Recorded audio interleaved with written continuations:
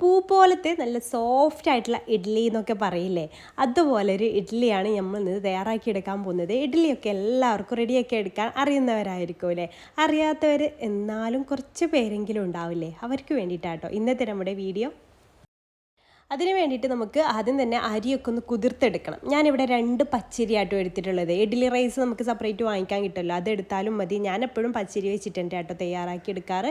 അങ്ങനെ 2 കപ്പ് പച്ചരി എടുത്തിട്ടുണ്ട്. അത് നന്നായിട്ട് വാഷ് ചെയ്തതിന് ശേഷം വെള്ളത്തിൽ സോക്ക് ചെയ്യാൻ വേണ്ടിയിട്ട് വെക്കുന്നുണ്ട്. മിനിമം ഒരു 4 മണിക്കൂറെങ്കിലും അരി കുതിർന്ന് വരണം കേട്ടോ. പിന്നെ വേണ്ടത് നമുക്ക് ഇതാണ്, ഉഴുന്നാണ് വേണ്ടത്. അപ്പോൾ നമ്മൾ അരി എത്രയാണോ എടുത്തത് അതിൽ 4/1 ഭാഗമാണ് ഉഴുന്നെടുക്കേണ്ടത് കേട്ടോ. അപ്പം 4 കപ്പ് അരിയിലേക്ക് ഞാൻ 1/2 കപ്പ് ഉഴുന്നാണ് എടുത്തിട്ടുള്ളത്. അതിലേക്ക് 1/4 ടീസ്പൂണ് ഉലുവ കൂടി ചേർത്തിട്ട് നന്നായിട്ട് വാഷ് ചെയ്തിട്ട് അതും സോക്ക് ചെയ്യാൻ വെച്ചിട്ടുണ്ട്. ഇതൊരു 2 മണിക്കൂർ കൊണ്ടൊക്കെ തന്നെ സോക്കായി കിട്ടും കേട്ടോ. എന്നിട്ട് നമുക്ക് സോക്കായതിന് ശേഷം നമുക്കിത് മിക്സിയുടെ ജാറിലേക്ക് ആദ്യം ഇത് അരച്ചെടുക്കാം, ഉഴുന്ന് അരച്ചെടുക്കാം. അതിലേക്കൊരു 1/4 കപ്പ് ചോറ് കൂടെ ചേർത്ത് കൊടുക്കുക. എത്രയാണോ ഉഴുന്നെടുത്തത് അതിൻ്റെ പകുതി ചോറ് ചേർക്കുക കേട്ടോ. 1/2 കപ്പ് ഉഴുന്നെടുത്തുകൊണ്ട് അതിൻ്റെ പകുതി 1/4 കപ്പ് ചോറ് ചേർത്ത് കൊടുത്തിട്ടുണ്ട്. എന്നിട്ട് ആവശ്യത്തിനുള്ള വെള്ളം ചേർത്തിട്ടൊന്ന് അരച്ചെടുക്കുക. ഒരുപാട് വെള്ളം കൂടി പോകരുത്, അപ്പം മാവ് ഒരുപാട് ലൂസായി പോവും. അപ്പോൾ അത് നന്നായിട്ട് തന്നെ അരച്ചെടുക്കുക. അത് പെട്ടെന്ന് തന്നെ അരഞ്ഞു കിട്ടും, ഉഴുന്ന് നന്നായിട്ട് കുതിർന്ന് വന്നതുകൊണ്ട് തന്നെ. അപ്പോൾ ഈ രീതിയിൽ ഞാൻ അരച്ചെടുത്തിട്ടുണ്ട്. ഇനി സെയിം ജാറിൽ തന്നെ നമുക്ക് അരിയും അരച്ചെടുക്കാനായിട്ട് വെക്കാം. അപ്പോൾ അരിയെല്ലാം ഈ ഒരു ജാറിലേക്ക് അങ്ങ് ഇട്ട് കൊടുക്കാം. 4:1 റേഷ്യോയിൽ എടുത്താൽ മതി കേട്ടോ ഉഴുന്ന്. ചിലർ അരിയുടെ നേരെ പകുതി ഉഴുന്നെടുക്കാറുണ്ട്. അപ്പോൾ ഉഴുന്നിൻ്റെ ആ സ്മെല്ലും കുത്തലും ഒരുപാട് അങ്ങ് കൂടി പോകട്ടോ, അത്രയും എടുക്കരുത്. ഒരു 1/4 ഭാഗം എടുത്താൽ മതി. ഒരു 4 കപ്പ് അരിയൊക്കെ ആണെന്നുണ്ടെങ്കിൽ 1 കപ്പ് ഉഴുന്ന്, ആ രീതിയിൽ എടുക്കുക കേട്ടോ. അതിലേക്ക് ആവശ്യത്തിന് വെള്ളം ചേർത്ത് കൊടുത്തിട്ട് ഇത് നല്ല ഫൈനായിട്ട് അരച്ചെടുക്കുക. മിക്സി ചൂടാവുന്ന പ്രോബ്ലം ഉള്ളവരാണെന്നുണ്ടെങ്കിൽ ഐസ് ക്യൂബ്സ് ഒക്കെ ഇട്ടിട്ട് അരച്ചെടുക്കുക കേട്ടോ. അപ്പോൾ അത് നല്ല ഫൈനായിട്ട് തന്നെ അരച്ചെടുത്തിട്ടുണ്ട്. എന്നിട്ട് കൈ വെച്ചിട്ട് ഇതുപോലെ ഒന്ന് മിക്സ് ചെയ്തെടുക്കുകയാണെങ്കിൽ അത്രയും നല്ലതാട്ടോ. നല്ല ഫെർമെൻ്റ് ആയി കിട്ടാനൊക്കെ അതിനൊരു എന്തോ ഒരു ഇതുണ്ട്, ശാസ്ത്രീയ വശമുണ്ട്. അപ്പോൾ ഇതുപോലെ കൈ വെച്ചിട്ട് നന്നായിട്ടൊന്ന് മിക്സ് ചെയ്ത് കൊടുത്താൽ അത്രയും ബെസ്റ്റാണ്. അതിനുശേഷം ഞാൻ ഉപ്പ് ഇപ്പോൾ ചേർക്കുന്നില്ല, രാവിലെ ചേർക്കുന്നുള്ളൂ. ഞാൻ ഓവർനൈറ്റ് ഫെർമെൻ്റ് ആവാൻ വേണ്ടിയിട്ട് മാറ്റി വെക്കുന്നുണ്ട്. അപ്പോൾ അതാ രാവിലെ ഞാൻ എടുത്ത് നോക്കുന്ന സമയത്ത് നന്നായിട്ട് തന്നെ ഫെർമെൻ്റായിട്ട് വന്നിട്ടുണ്ട്, നല്ല പതഞ്ഞ് പൊങ്ങി വന്നിട്ടുണ്ട്. അത് നന്നായിട്ടൊന്ന് മിക്സ് ചെയ്തെടുക്കുക. ഇനി നമുക്കിതിലേക്ക് ഉപ്പൊക്കെ ചേർത്ത് കൊടുക്കാനുണ്ട്. ഉപ്പ് നിങ്ങൾക്ക് വേണമെങ്കിൽ നേരത്തെ തന്നെ ചേർക്കാം. അപ്പോൾ ഒരുപാടങ്ങ് പുളി വരും എന്ന് വിചാരിച്ചിട്ടാണ്, പുളിപ്പ് ടേസ്റ്റ് വരും എന്ന് വിചാരിച്ചിട്ടാണ് ഞാൻ രാവിലെ ചേർക്കുന്നത്. അപ്പം ഞാൻ ഇപ്പോൾ ഇനി ഇതിലേക്ക് ഉപ്പ് ചേർത്ത് കൊടുക്കുകയാണ്. ഒരു 1/2 ടീസ്പൂണിൻ്റെ അടുത്ത് ഉപ്പ് ചേർക്കുന്നുണ്ട്. എന്നിട്ട് നന്നായിട്ടൊന്ന് മിക്സ് ചെയ്തെടുക്കുക.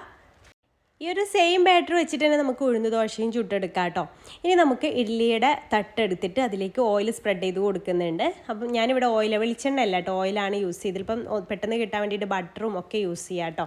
ഞാനിവിടെ ഓയിലാണ് യൂസ് ചെയ്തിട്ടുള്ളത്. അതിൻ്റെ ഏകദേശം ഒരു 1/4 ഭാഗത്തോളം ബാറ്റർ ഒഴിച്ച് കൊടുക്കാം. ഇഡ്ഡലി തട്ടിൽ വെള്ളം വെച്ചിട്ട് ആവി വന്നതിന് ശേഷം കേട്ടോ ഞാൻ ഇത് ഒഴിച്ചു കൊടുക്കുന്നത്. അങ്ങനെ 3 തട്ടാണ് എൻ്റെ ഇഡ്ഡലി ചെമ്പിലുള്ളത്. അപ്പോൾ ആ 3 തട്ടിലും ഇതുപോലെ ബാറ്റർ ഒഴിച്ച് കൊടുക്കുന്നുണ്ട്.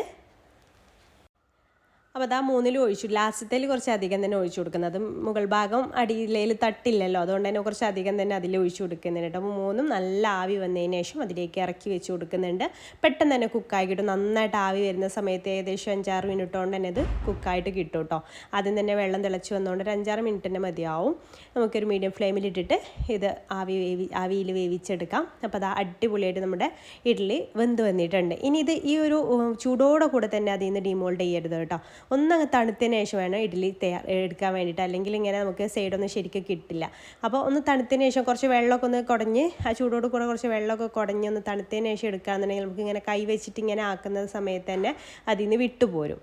ഈ ഒരു രീതിയിൽ നമുക്ക് കിട്ടും, നല്ല പെർഫെക്റ്റ് ആയിട്ട് തന്നെ കിട്ടും കേട്ടോ. അപ്പോൾ ഈ രീതിയിലെല്ലാം നമുക്കൊന്ന് ഡിമോൾഡ് ചെയ്തെടുക്കാം. അപ്പോൾ അത് കാണുമ്പോൾ തന്നെ നിങ്ങൾക്ക് മനസ്സിലാവും എത്രത്തോളം ഫ്ലഫി ആയിട്ട് നല്ല പെർഫെക്റ്റ് ആയിട്ട് നമ്മുടെ ഈ ഒരു ഇഡ്ഡലി കിട്ടിയിട്ടുണ്ട് എന്നുള്ളത്. ഇതിലേക്ക് നമുക്ക് ബേക്കിംഗ് സോഡയുടെ ഒന്നും ആവശ്യമില്ല കേട്ടോ, അല്ലാത്ത നല്ല അടിപൊളി സോഫ്റ്റ് ഇഡ്ഡലി നമുക്ക് കിട്ടും. അപ്പോൾ ഞാൻ ഇതിൻ്റെ കൂടെ ഒരു തേങ്ങാ ചട്നിയാണ്, റെഡ് തേങ്ങാ ചട്നിയാണ് ഉണ്ടാക്കിയെടുത്തിട്ടുള്ളത്. നമ്മളെപ്പോഴും ഇഡ്ഡലിക്ക് അധികം ഇതാണ്ടോ, സാമ്പാർ ഉണ്ടെങ്കിൽ സാമ്പാറും ഉണ്ടാക്കും, അതുപോലെ തന്നെ ഒരു മുളക് ചമ്മന്തി ഉണ്ട്, അതും ഉണ്ടാക്കാറുണ്ട് കേട്ടോ. പക്ഷേ ഇന്നിപ്പോൾ ഈ ഒരു തേങ്ങാ ചട്നി മാത്രമേ ഉണ്ടാക്കിയിട്ടുള്ളൂ കേട്ടോ. അപ്പം നല്ല ടേസ്റ്റാണ് ഈ ഒരു തേങ്ങാ ചട്നി ഈ ഒരു ഇഡ്ഡലിയുടെ കൂടെ. ഈ റെസിപ്പി നിങ്ങൾക്ക് ഇഷ്ടമായിട്ടുണ്ടെങ്കിൽ ലൈക്ക് ചെയ്യാനും ഫോളോ ചെയ്യാനും മറക്കല്ലേ. അതുപോലെ ഇഡ്ഡലി ഇതുവരെ തയ്യാറാക്കിയെടുക്കാൻ അറിയാത്തവരുണ്ടെങ്കിൽ അവരിലേക്കും ഈ ഒരു വീഡിയോ ഷെയർ ചെയ്യാൻ മറക്കരുത് കേട്ടോ.